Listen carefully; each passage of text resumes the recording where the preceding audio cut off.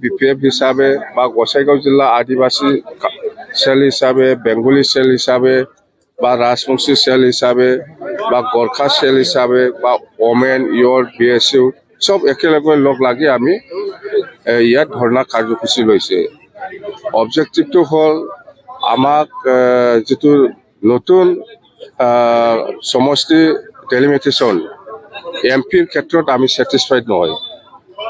MP সমষ্টিৰ ক্ষেত্ৰত আমি স্যাটিসফাইড নহয় যে আমাৰ বাক্সা জিলাৰ তামুলপুৰ, গড়েশ্বৰ আৰু ওদালগুৰি 4টা সমষ্টি লৈ পেলাই 6টা সমষ্টি লৈ পেলাই এফালে দৰঙৰ লগত মিলাই দিছে। সেইটো আমি কেতিয়াও মানিব নোৱাৰো। সেইটো উদ্দেশ্য লৈ পেলাই আমি আজি ধৰ্ণা কাৰ্যসূচী লৈছো।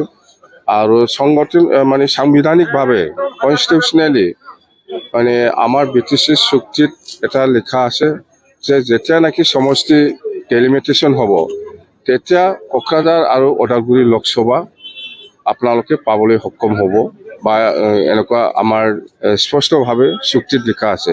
কিন্তু আজিৰ দিনত আমি দেখিবলৈ পাইছে যে ওদালগুৰি সমষ্টি হোৱা নাই।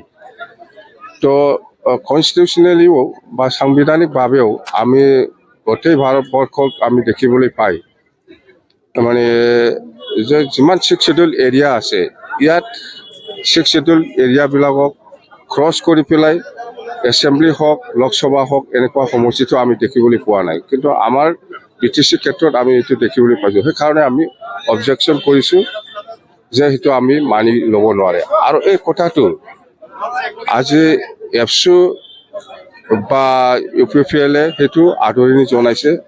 সেইদিনা বোমাও ফুটাইছে, গাহৰি মাংস খাইছে, বহুত খুচি কৰিছে।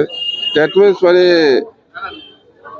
ইয়াত UPPL আৰু আপচু জড়িত আছে নিশ্চয়। সেইকাৰণে ইহঁতে ৱেলকাম কৰিছোঁ আৰু গাহৰি মাংস খাইছে আৰু আমি বিচাৰা নিচিনা হৈছে বুলি ইহঁতে ডিমাণ্ড কৰিছে। তো এইটোতো খুব অন্যায় হৈছে। যেন হওক আমি প্ৰমোদ বড়ো ডাঙৰীয়াক কৈছোঁ যে অহা 11 তাৰিখ জুলাইত এছেম্বলি আছে, BTC এছেম্বলি আছে।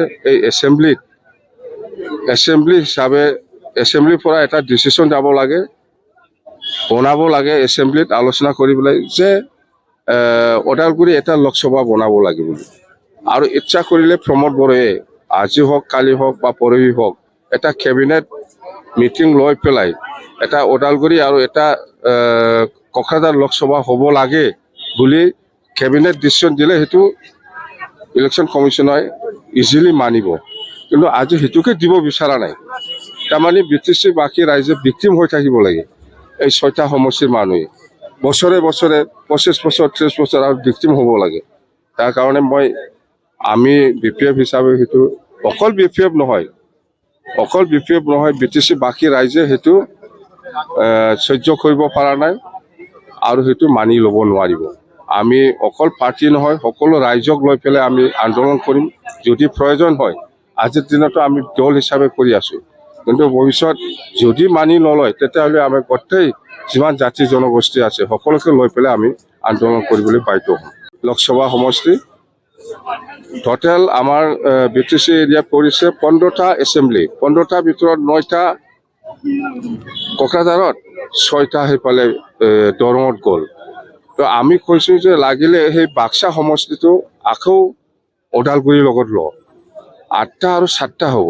এইফালে কোকৰাঝাৰত 8টা এছেম্বলি হ'ব, এইফালে ওদালগুৰিত 7টা সমষ্টি হয়। আৰু পপুলেশ্যন ষ্ট্ৰাকচাৰটো যদি চাই আমাৰ বহুত বেছি আছে। এনে আমাৰ চুক্তিৰ সময়ত 32 লাখ আছিলে, এতিয়াতো বাঢ়িবই। 32 ভিতৰত এতিয়া 35-36 লাখ হ'ব। আৰু ভোটাৰো মানে আমাৰ 18 লাখতকৈ বেছি আছে ভোটাৰ এই এণ্টায়াৰ BTCত। তো আৰামত হৈ 9 লাখ ডিভাইড কৰিব পাৰে। এইফালে কোকৰাঝাৰত 9 লাখ, সেইফালে ওদালগুৰিত 9 লাখ, মুঠতে 18 লাখতকৈ বেছি ভোটাৰ আছে আমাৰ BTC অঞ্চলত।